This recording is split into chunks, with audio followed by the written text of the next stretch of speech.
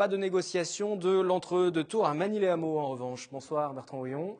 Vous avez été élu donc ce week-end avec plus de 58% des voix face à la liste de l'UMP menée par Aurore Berger. Une campagne difficile. On parlait de cette ville le plus souvent comme étant une ville incertaine.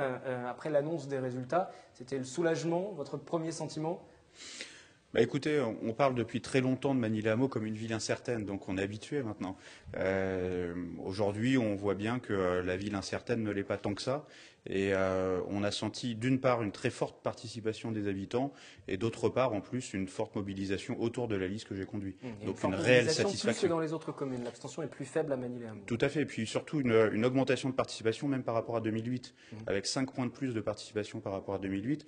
Donc une vraie mobilisation des habitants de Manille-les-Hameaux pour les élections municipales, mais en plus une forte mobilisation autour de la liste Ensemble pour Manille-les-Hameaux. Ceci dit, vous faites un peu moins bien qu'en 2008 que Jacques Lolioz, qui était autour de 63%. Oui, mais avec une plus forte mobilisation. Après le soulagement, le premier réflexe, c'est de regarder ce qui s'est passé, ce qui se passait dans le reste de l'agglomération de Saint-Quentin-en-Yvelines. Est-ce que vous avez voulu voir aussi si la gauche restait majoritaire ? Écoutez, aujourd'hui, sur Saint-Quentin-en-Yvelines, nous avons 3 listes de rassemblement de la gauche passées au premier tour, Guyancourt, La Verrière et Manille-les-Hameaux.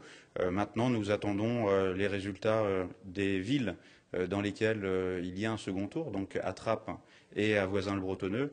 Et on voit bien qu'avec l'ensemble de l'abstention qu'il y a sur l'ensemble du premier tour du scrutin, j'appelle moi à une vraie mobilisation pour que l'agglomération de Saint-Quentin-en-Yvelines conserve le projet de territoire qu'elle a eu et qui l'a amené aujourd'hui à être le deuxième pôle économique d'Île-de-France, mais également à être un territoire de haute qualité de service. Vous l'avez dit, il ne reste que 2 communes pour ce second tour. Trappes, Voisins-le-Bretonneux. En fonction des résultats, la majorité à l'agglomération pourrait passer à droite. Pour bien comprendre cette situation, je vais tout de même rappeler que chaque commune dispose d'un nombre de sièges. Donc pour l'agglomération, pour Magny, c'est 3 par exemple. Dans d'autres villes, c'est beaucoup plus en fonction du poids démographique. Montigny, c'est 11. Et sur les 11, 10 sont déjà promis à la droite. Il faudrait donc que la gauche non seulement remporte plus que largement à Trappes le scrutin, ou encore réalise un très bon score à Voisins-le-Bretonneux. Quelques explications avec Stéphane Manson, professeur de droit public à l'université de Versailles-Saint-Quentin-en-Yvelines. Tout dépend de la façon dont les victoires seront remportées. Si on peut parier sur des victoires très larges ou sur des défaites très larges, elles aussi, mais il y a de très fortes probabilités, au regard des observations qu'on peut faire, des projections que l'on peut faire, pour qu'en effet la communauté d'agglomération bascule à droite. Les clés, oui, c'est évidemment surtout Trappes, puisque Trappes dispose d'un nombre de sièges assez considérable, fait partie des grandes communes de l'agglomération, et c'est donc pratiquement à Trappes que ça va se décider. À Voisins-le-Bretonneux, la question paraît désormais réglée, et c'est donc à Trappes que tout va se jouer.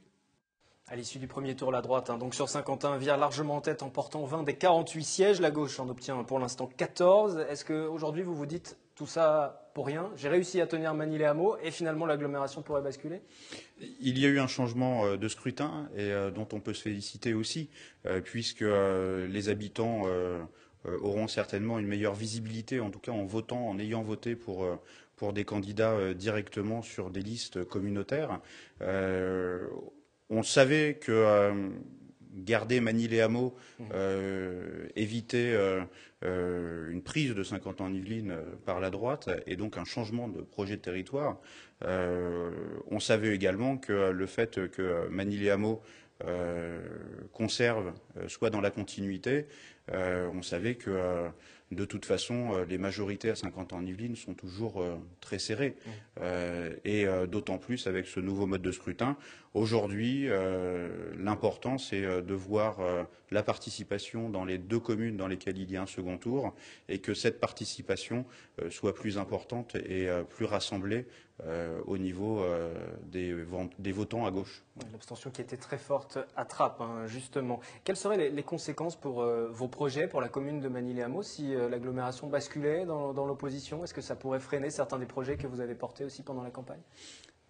Ça dépend si cette éventuelle majorité, dont aujourd'hui nous n'avons pas la certitude, si cette éventuelle majorité est partisane ou ne l'est pas. Voilà. Donc ça, on verra le lendemain du scrutin du deuxième tour comment se positionne l'ensemble des personnes. Globalement, la gauche a quand même été mise à mal sur ce scrutin en France, en Ile-de-France, dans les Yvelines, sur Saint-Quentin aussi. Si on regarde les mauvais chiffres à Elancourt, encore à Montigny-le-Bretonneux pour le Parti socialiste, comment vous expliquez cette mobilisation autour de votre candidature, autour du PS, de la gauche, à Manille-les-Hameaux? La mobilisation, presque un contre-courant, en fait. Oui, mais la mobilisation des habitants de Manille-les-Hameaux a été forte pour la commune de Manille-les-Hameaux et avec une vraie volonté de continuité, une vraie reconnaissance du bilan de toutes les actions menées depuis 1995 par les habitants de Manille-les-Hameaux eux-mêmes et finalement une adhésion aussi à ce projet de continuité qui a été partagé, qui a été présenté. Le bilan nous a servi de base pour ce projet et ce bilan, on l'a partagé avec l'ensemble des habitants. Donc aujourd'hui, je considère que ce sont les habitants qui ont choisi leur projet et qui l'ont porté finalement dans ces élections.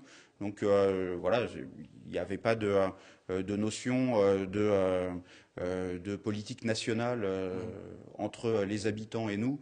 C'est un vrai projet pour notre territoire, pour Manille-les-Hameaux. Et ça n'a pas été le cas des autres listes conduites par la gauche sur les autres villes? Vous pensez qu'il y a une dimension nationale qui est rentrée en ligne de compte?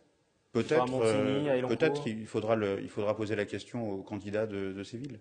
Sur le regard qu'ils portent également. C'est la mobilisation aussi la clé, vous le disiez tout à l'heure, pour ce second tour. Vous appelez à la mobilisation. Aujourd'hui, la gauche demande massivement à ses électeurs de se mobiliser, d'oublier l'enjeu national, justement.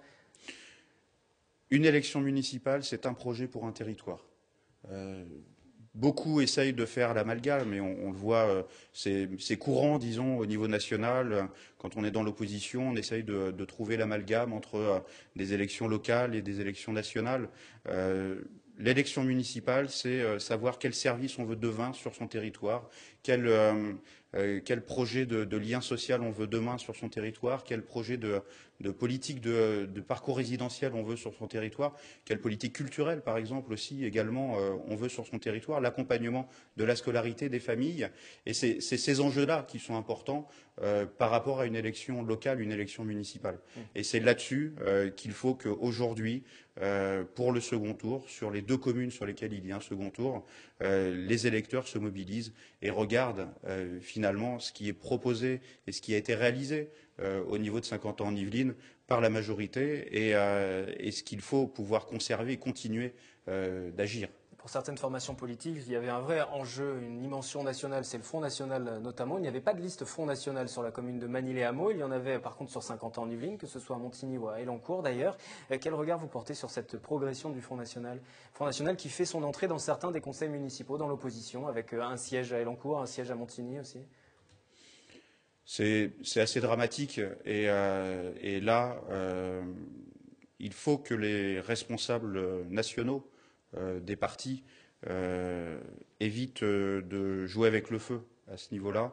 Et quand on voit les discussions, les débats honteux qu'il y a pu avoir ces derniers temps autour d'affaires,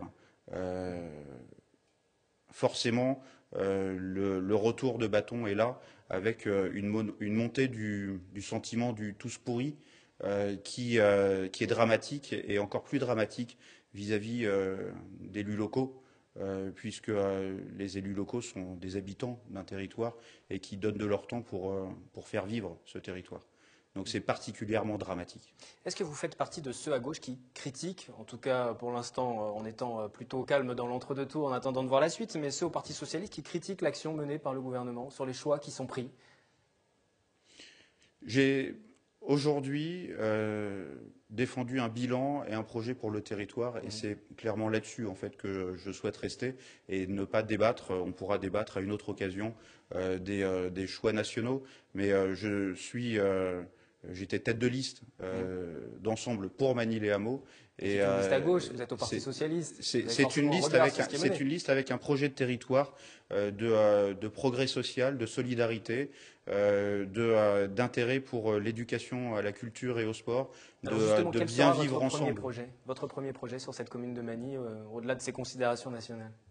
Les premiers éléments sur lesquels nous travaillons actuellement sont l'installation et la finalisation de l'installation de Safran. Nous avons une réunion la semaine prochaine à la préfecture à ce niveau-là, notamment pour défendre le développement des transports en commun autour de cette installation.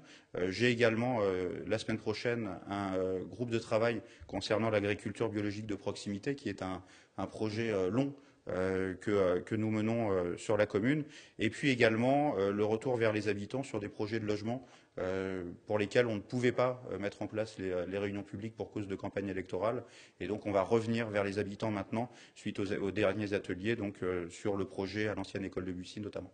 Merci Bertrand Houillon d'être venu sur ce plateau, réélu donc ce week-end à Manille-les-Hameaux.